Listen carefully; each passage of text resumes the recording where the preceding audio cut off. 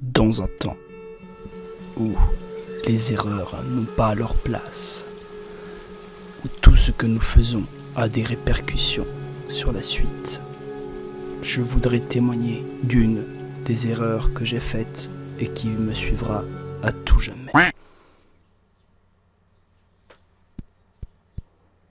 Non, en vrai, ça va, j'assume.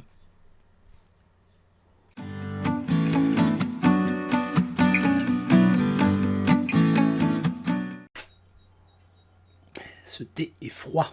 Salut, j'espère que tu vas bien.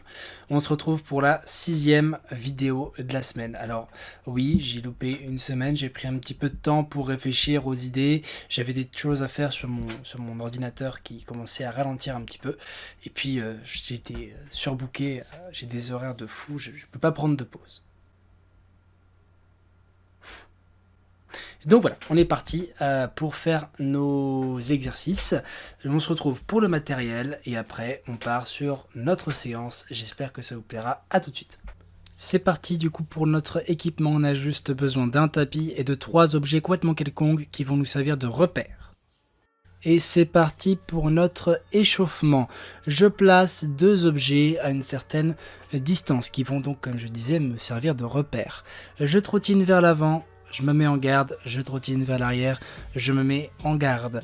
Un aller-retour, c'est une fois. Je fais ça 10 fois, j'essaie d'avoir le buste bien droit, de faire des petites foulées rythmées, petit dynamique, pour pouvoir travailler vraiment cet aspect-là qui en escrime, en tout cas au sabre, est très important, ce dynamisme. Voilà, j'ai le buste bien droit, j'essaie de regarder en face de moi quand je cours, ça sert à rien de regarder le sol, même quand je me mets en garde. Alors quand je recule, je peux effectivement pour savoir mon repère, mais quand je vais vers l'avant, j'essaie de regarder devant moi et de toujours avoir cette notion de rythme. Ok, on va rapidement préciser le prochain exercice avant de vous le montrer. Donc, je vais placer 3 objets, 3 repères à une certaine distance. Donc à peu près comme l'exercice précédent, sauf qu'il y en a un 3e. Je vais venir en déplacement d'escrime me déplacer, donc je suis sur la ligne A, je vais aller sur la ligne B en déplacement d'escrime et revenir sur la ligne A en retraite. D'accord ?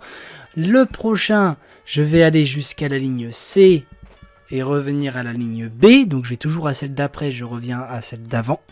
Et du coup, vu que je suis revenu à la ligne B, je vais à la ligne C et je reviens à la ligne A. Ça vaut une fois. C'est pour une fois. Et du coup, on va pouvoir passer à la pratique.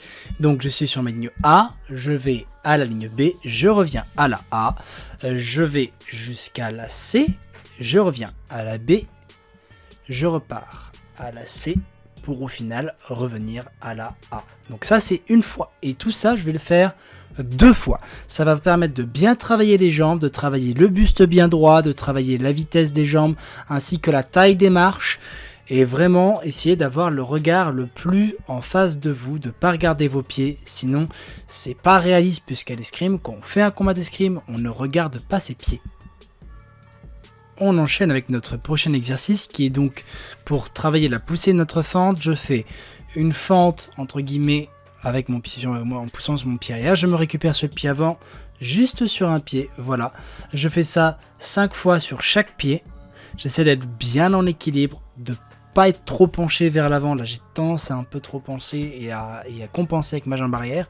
Le but c'est d'essayer d'avoir le buste le plus droit possible, de pousser et de sentir que la jambe arrière est responsable de la poussée, sans faire l'imbécile comme moi bien entendu. On se retrouve sur le prochain exercice, c'est du tirage, donc je me mets sur le ventre, je mets mes mains devant moi, ma tête soulevée, et je vais venir rapprocher mes omoplates, donc faire comme si j'avais une barre dans la main, et que je la tirerai vers moi en serrant bien mon dos. Voilà, je fais ça 10 fois, interdit d'avoir les mains qui touchent le sol, c'est déjà un beau travail pour faire son dos, donc voilà, je pense à aller chercher loin devant et à ramener loin derrière. Si je peux rester une petite ou deux petites secondes derrière pour bloquer, c'est encore mieux. Prochain et dernier exercice, on va faire ce qu'on appelle le gainage banane. Le gainage banane, qu'est-ce que c'est ? C'est un gainage, au lieu de le faire donc les coudes vers le sol, cette fois-ci c'est mon dos qui touche au sol. Donc je monte mes jambes et je vais venir soulever les épaules du sol, voilà, en mettant les mains vers le ciel et en essayant de d'aller toucher quelque chose le plus haut possible, de telle manière à ce qu'on sente vraiment les épaules qui se tendent vers le haut. Je tiens pendant 30 secondes. Voilà, vous allez déjà bien sentir que ça travaille au niveau de la sangle abdominale et c'est vraiment un super exercice pour ça, pour renforcer cet endroit-là. Ok, voilà, c'est bon. On a terminé notre vidéo. En tout cas, on a terminé notre séance de sport qu'on va pouvoir faire à peu près tous les jours, d'accord, en attendant la prochaine vidéo. Bien entendu, s'il n'y a pas de vidéo, tu fais ça pendant 2 semaines. Ça va te permettre de bien te maintenir en forme et ça va te permettre également de rester dans le monde du sport, ce qui est vachement important puisque l'activité physique régulière, c'est vraiment une des choses fondamentales pour être en bonne santé. D'accord?